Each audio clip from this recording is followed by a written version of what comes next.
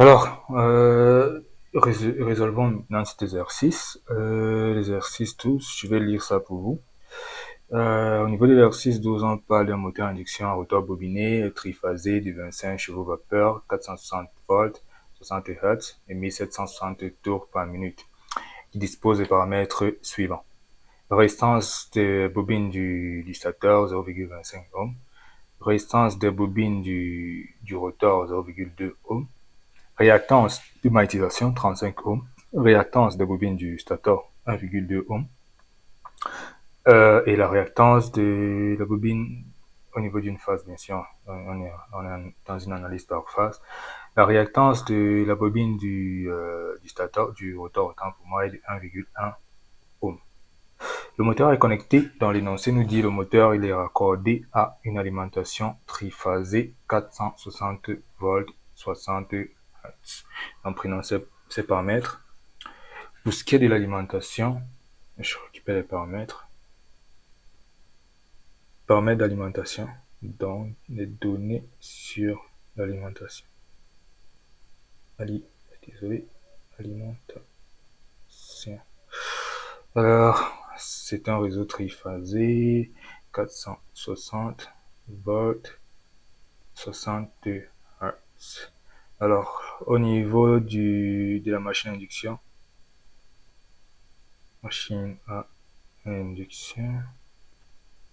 c'est évidemment une machine triphasée, 25 chevaux vapeur, 460 volts, 60 Hz et 1760 tours par minute. Et donc, les paramètres de l'équipement après essai à vide et essai avec le rotor bloqué. On a R1 de 0,25 ohm, R2 prime de 0,2 ohm, XM de 35 ohm, X1 1,2 ohm et X2 prime 1,1 ohm. Voilà, je finis. La première question, on nous demande de déterminer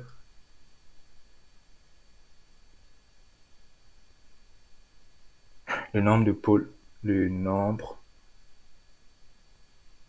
de pôles de cette machine.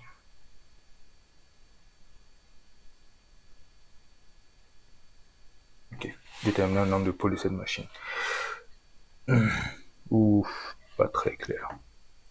Essayons de voir si je peux zoomer ça. Ah ouais, ça va. Là, c'est mieux. Ok. Alors, quelle version est-ce qu'on peut utiliser? On nous a donné la fréquence du réseau. D'accord? On a la fréquence du réseau. Donc, on a la fréquence du réseau, on a le nombre de tours. Ça précisé, ça s'est récupéré sur la plaque signalétique et donc ça c'est la rotation, la vitesse de rotation du rotor du moteur, si vous voulez. Et donc c'est pas la vitesse de synchronisme. Et donc, on va partir de la relation n égale à 120 F sur nombre de pôles, sur P. Alors, rappelez ici que P représente le nombre de pôles, le nombre total des pôles et non le nombre de paires de pôles. De cette relation, on va tirer P. P sera alors 120 F sur cette rotation. Alors, l'analyse ou l'application numérique, qu'est-ce qu'elle va nous donner? P sera égal à 120 fois la fréquence qui est de 60 Hz, du tout sur 1760 tours par minute. Qu'est-ce que la calculette nous dit? 120 fois 60 divisé par 1760. Alors, la calculette nous dit on a une valeur d'environ 4 pôles. Et donc, nous avons 4 pôles pour cette machine. Cette machine dispose de 4 pôles. Ok, c'était plutôt simple. Passons à la deuxième question. Alors, la deuxième question, qu'est-ce qu'elle nous dit? Déterminer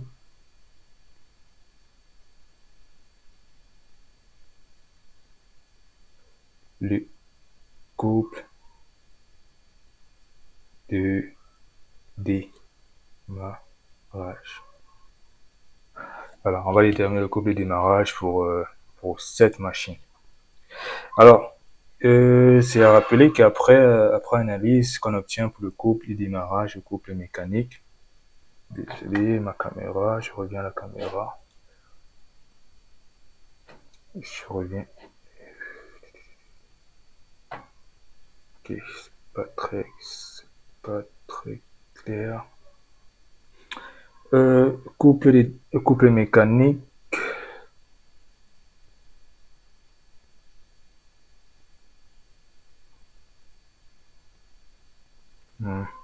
Ok. Le couple mécanique, il est donné par la relation 1 sur la pulsation synchrone fois le carré du courant qui parcourt votre bobine, la bobine du rotor, fois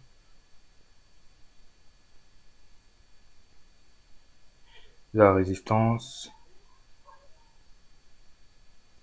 de la bobine qui varie avec le glissement.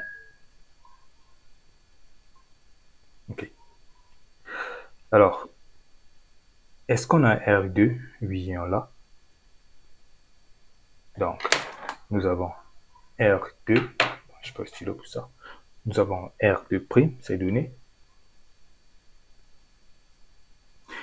Nous n'avons pas la pulsation synchrone, mais nous pouvons l'obtenir. Nous n'avons pas le courant. Nous pouvons également l'obtenir. Okay. Nous avons tous les paramètres. On va revenir à notre montage. On est avec le circuit équivalent de Thevenin, donc on peut user de ceci. Rappelez-vous, on l'a établi plus tôt. Alors, par quoi est-ce qu'on commence? On va commencer par la pulsation synchrone. Alors, déterminons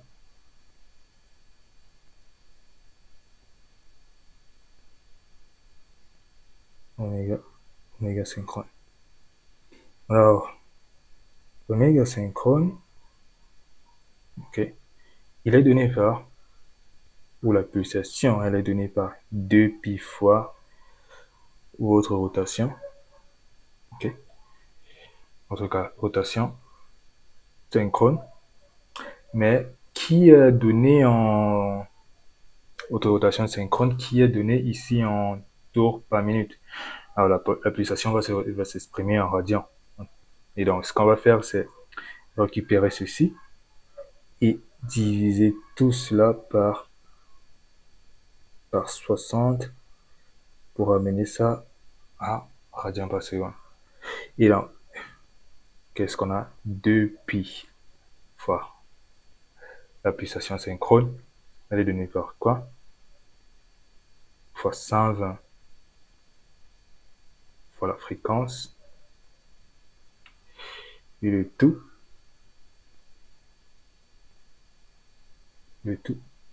sur 60 fois le nombre de pôles, fois P. Est-ce que c'est visible? Oui, ça va.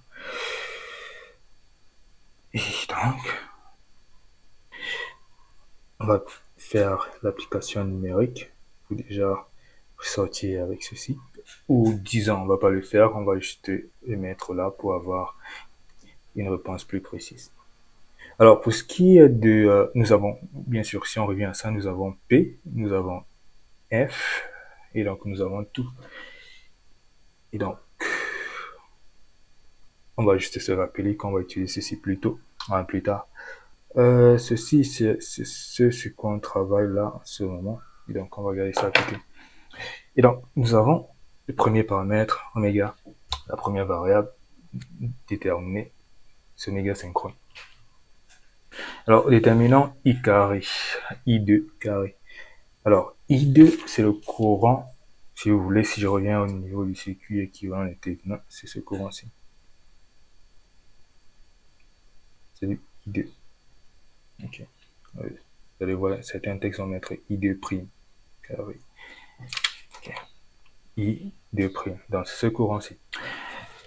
Alors, partant de ce circuit, qu'est-ce qu'on constate? Je vais placer ça comme ceci. Voilà.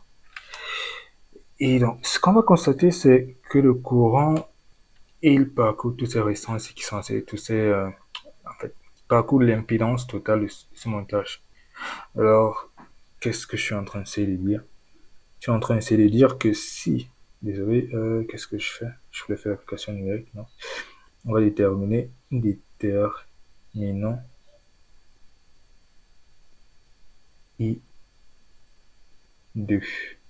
carré. Alors, I2, on va déjà se rappeler, I2 c'est quoi pour nous? C'est le rapport de la tension du montage, tension d'alimentation du montage, c'est la tension intervenant, dans notre cas, c'est VTH, c'est le rapport VTH sur la résistance totale ou l'impédance totale. L'impédance, dans notre montage, c'est quoi? Les éléments similaires, nous avons RTH et R2, les résistances. Et donc, RTH plus R2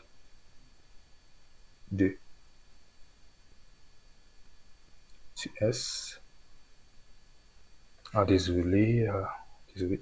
R2 sur S carré plus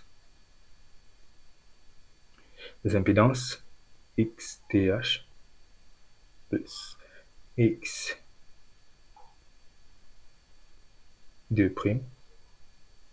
également élevé au carré. Et puis ce qu'on va faire, c'est prendre la racine carrée de ceci.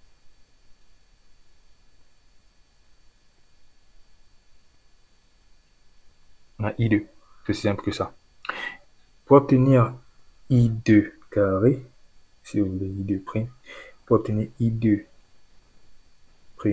carré, ce qu'on va faire, c'est juste prendre ceci au carré. Et donc prendre cela au carré revient à faire à VTH au carré. VTH au carré. Et au carré de ceci, c'est juste l'élimination de la racine carrée.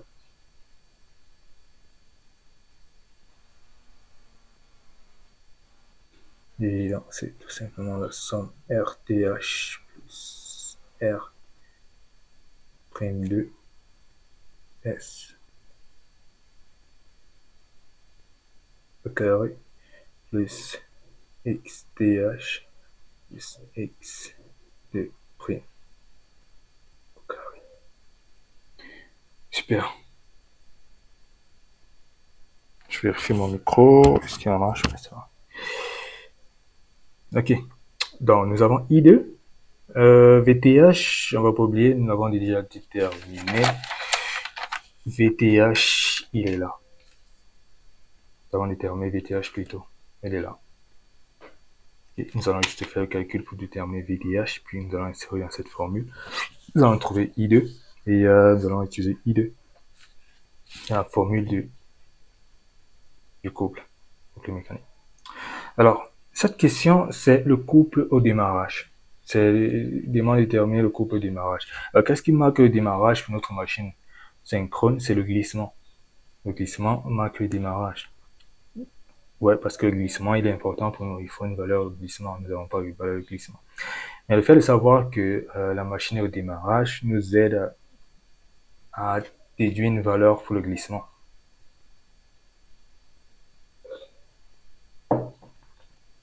Alors, pour ceux qui ne savent pas, je monte juste avec ma feuille. Ceux qui ne savent pas, au démarrage,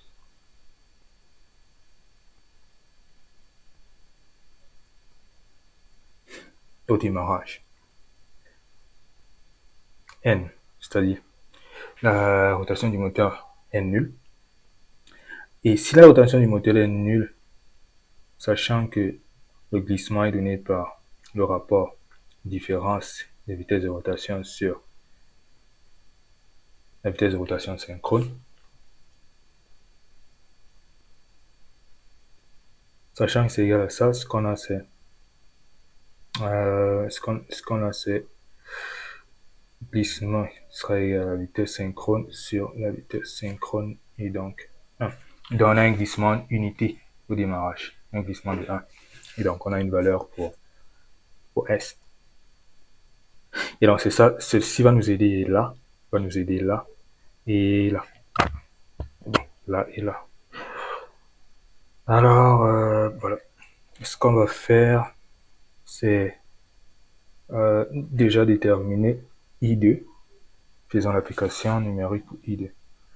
Application numérique I2 carré. I2 prime carré. Mais déjà pour cela, on a besoin de déterminer VTH. VTH sera égal à, on va juste revenir avec notre V.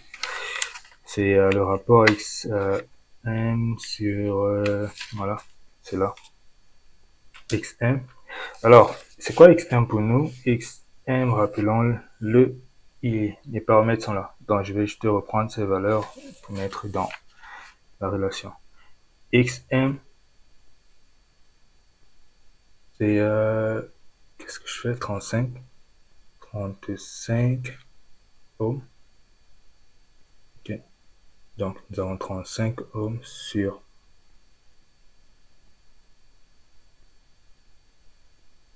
voilà, sur R carré, R1 carré, R1 carré, c'est 0,25 ohms au carré, plus la somme des réactances, X1, X1, X1 est de 1,1, 1,2, autant pour moi.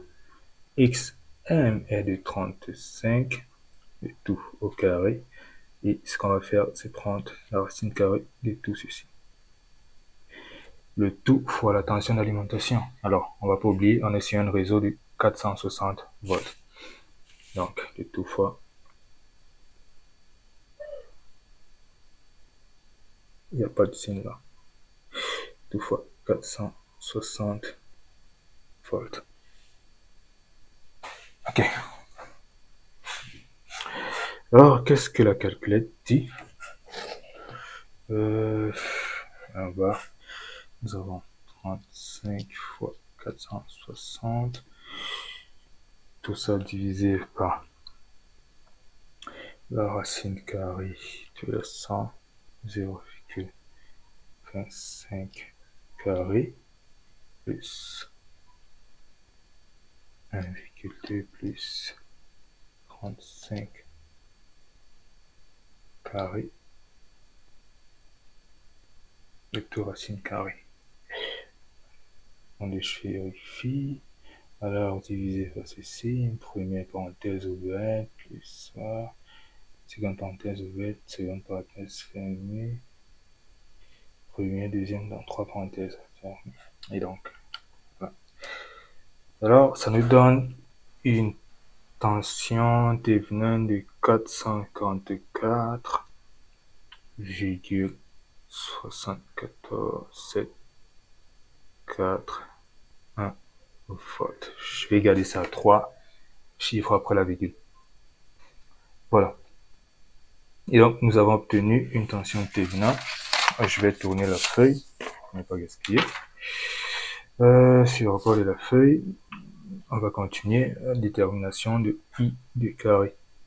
Alors, nous pouvons déterminer I de carré.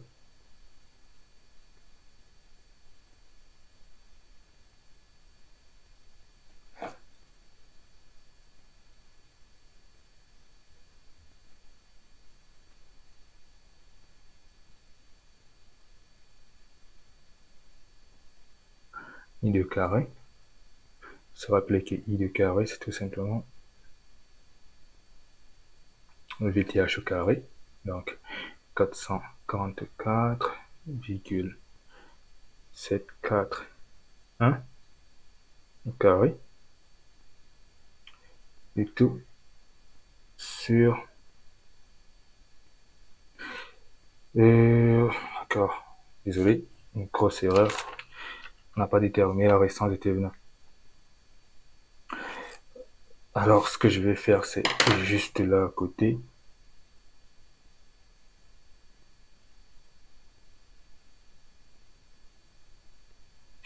On n'a ni déterminé la restance de Thévenin, ni l'impédance de Thévenin. Donc faisons cela.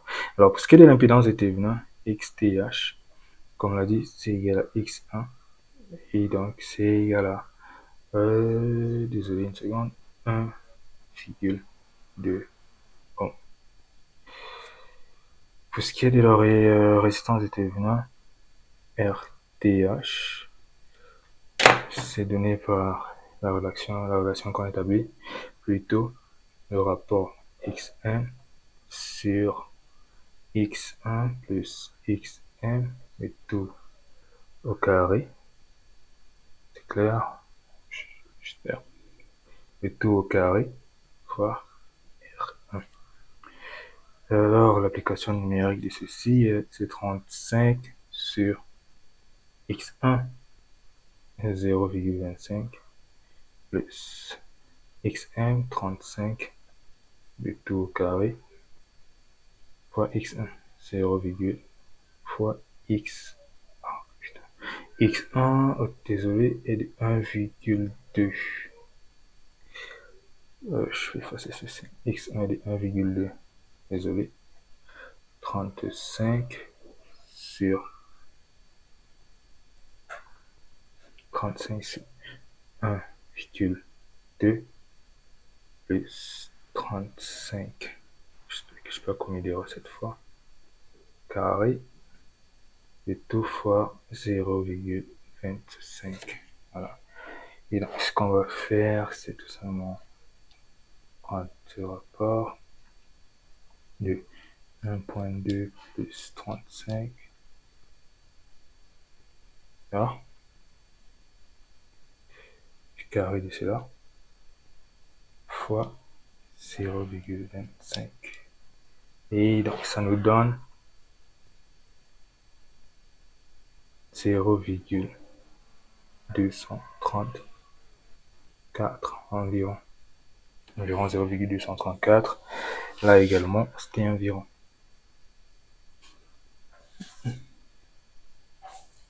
Et bien sûr, les unités.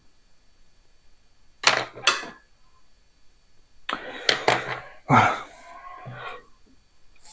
Et on va juste procéder, on va revenir à la formule. Et donc, on a besoin de RTH. RTH, on vient de l'établir, 0,234. 0,234 plus R2 prime sur S. R2 prime, il était de combien? R2 prime est de 0,2. Désolé pour le 0,2 qui ne ressemble pas à 0,2. 0,2 sur S, mais on se rappelle, S est unité de glissement. Et donc, voilà, plus 2 au carré, plus la somme des réactances X1, XTH, XT prend le temps pour moi, et XTH. XTH, on l'a établi, il a une valeur de X1, 1,2, 1,2 plus XTH. XTH est de... qu'est-ce que je dis? XTH, c'est... ouais, c'est ça que je vais prendre. X2 plutôt est de 1, X2 est de 1,1 plus 1,1 au carré. Alors, qu'est-ce que ça nous donne comme résultat? Voyons voir.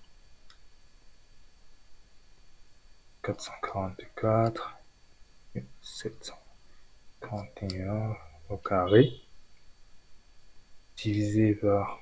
Est-ce qu'on va pouvoir le faire en moins de 35 minutes? J'espère bien. 235 plus 2 carré plus 1,2 plus 1,1 carré, non, pas carré, le tout au carré. Et donc, je vais juste vérifier, je ne sais pas écrire conneries. Donc, on a une première parenthèse ouverte et on a fermée. On a ouverte et on a ouvert une seconde. On a fermé après la somme et on a arrivé au carré. On a ouvert un troisième, on a fermé. On a arrivé au carré et on a fermé la première. D'accord. Donc, ça nous donne une valeur pour ce carré de courant de 36 099,00 environ, 003 ampères carré. Voilà. Super. Et ce qu'on va faire, c'est, vu qu'on a ça, c'est repartir dans notre relation de déterminant alors le couple mécanique dvp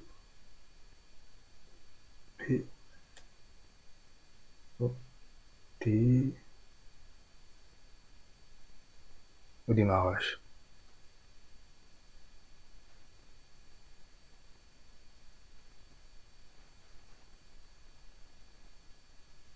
Voilà, pour ce qui est du couple mécanique, on se rappelle, c'est 1 sur pulsation synchrone fois carré du courant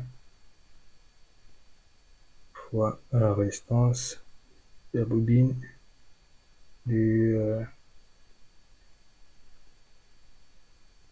rotor qui varie avec le glissement. Nous venons de déterminer tous cet élément. Nous avons ceci et nous avons ceci. Alors, on va insérer ceci. On va se rappeler, c'est donné par la relation de pi 120. Alors, cette relation, on va la réduire. 120 sur 60, c'est 120 sur 60, c'est 2. 2 fois 2, c'est 4. Donc, on a 4 pi f sur p. 4 pi f sur p. 4 pi f sur p. Et donc, ça revient à p sur 4 pi f. Donc, on a p fois i prime de carré fois r de prime sur s. Pas besoin de remettre s, on sait qu'il y a une valeur de 1 sur 4 pi f. Alors, application numérique, désolé. Application numérique.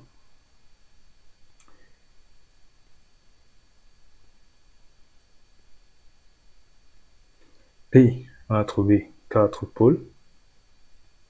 Dans la 4 pôles, fois le courant qui était de 36 099,003 ampères carré, fois la résistance qui était 0,2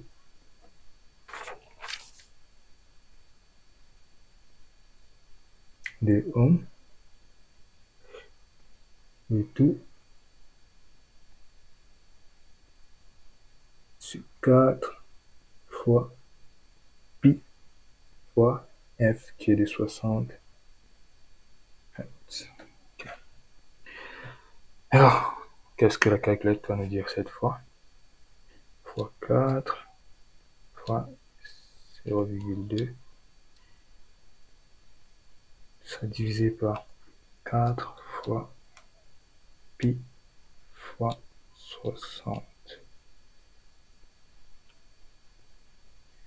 Alors, on va développer un couple d'environ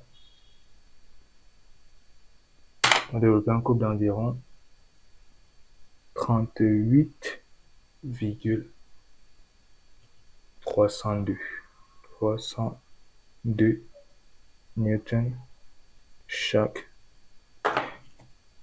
newton mètre. Donc voilà le couple développé. Voilà, c'est aussi simple que ça. Le tout ici, c'est de se rappeler en fait qu'on est au démarrage, qu'au démarrage, le glissement, il est unité. Pourquoi? Parce que la vitesse de rotation du moteur, à ce moment, elle est nulle. Et donc, le glissement, vous vous rappelez, la relation du glissement sera juste le rapport NS sur NS qui donne 1. Le tout, c'est ça. Et bien sûr, d'avoir bien en poche votre analyse de circuit, d'avoir la capacité de passer rapidement de ça à ceci. Et de ceci, de tirer ceci. Tirer ceci est plutôt simple. Et d'être capable de tirer l'impédance de Thévenin. Avec l'impédance de Thévenin, vous êtes capable de tirer de cette impédance après rationalisation la résistance de Thévenin et la réactance de Thévenin. Une fois que vous avez tout cela, le tout c'est juste de vous rappeler de vos relations. Pour ce qui est du couple mécanique, c'est tout simplement ça. Et donc peu importe le circuit, en fait, vous savez que vous avez ceci. Et en fonction du circuit, il va varier. Et donc si on est dans un circuit I triple E, I2 il varie pas parce que I triple E et I Thévenin c'est le même circuit, juste qu'on a simplifié les choses avec le théorème de Thévenin. Mais après vous avez d'autres circuits équivalents qui sont un peu plus compliqués, et, disons pas compliqués, différents. Et ils vont nous générer des valeurs ou nous produire des valeurs de courant différents. Bien sûr pas très différents, sinon après c'est qu'il y a problème. Les petites variations, ça va, mais les très grosses variations, il y a un gros problème. Donc, ce que je suis en train d'essayer de dire, c'est que si vous faites l'analyse avec le circuit que vous allez trouver au niveau de la question 11, utilisez ces circuits pour faire cette analyse, vous allez trouver les mêmes valeurs, des valeurs qui se rapprochent. Sinon, après, il y a un problème quelque part. Et donc, ça, c'était la seconde question. On va essayer de boucler, d'avancer. Alors, qu'est-ce qu'on demande après? Après, on va demander, si je me trompe pas, ouais, je vois. On nous demande de déterminer le glissement. Alors, le moteur entraîne détermine, non, ça c'est la question 11. Déterminer la valeur de la résistance. Ok, c'est plutôt la valeur de la résistance externe requise dans chaque phase du circuit du rotor pour que le couple max se produise au démarrage. Ça c'est intéressant. Le couple max se produise au démarrage. Revenons sur la vidéo. Alors, pour que le couple max se produise au démarrage, qu'est-ce qu'on entend par le couple max se produit au démarrage? On entend déterminer la valeur lorsque le glissement est unité. La valeur de la résistance pour que le couple max se produise à ce moment, c'est-à-dire au moment où le glissement est unité.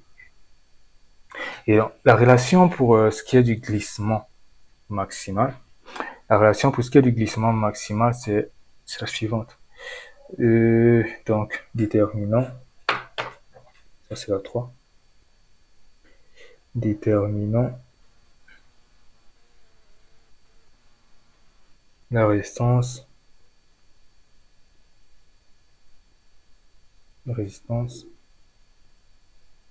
externe nécessaire, désolé, il y a IA qui manque, pour que le couple max survienne lors du démarrage de notre moteur synchrone.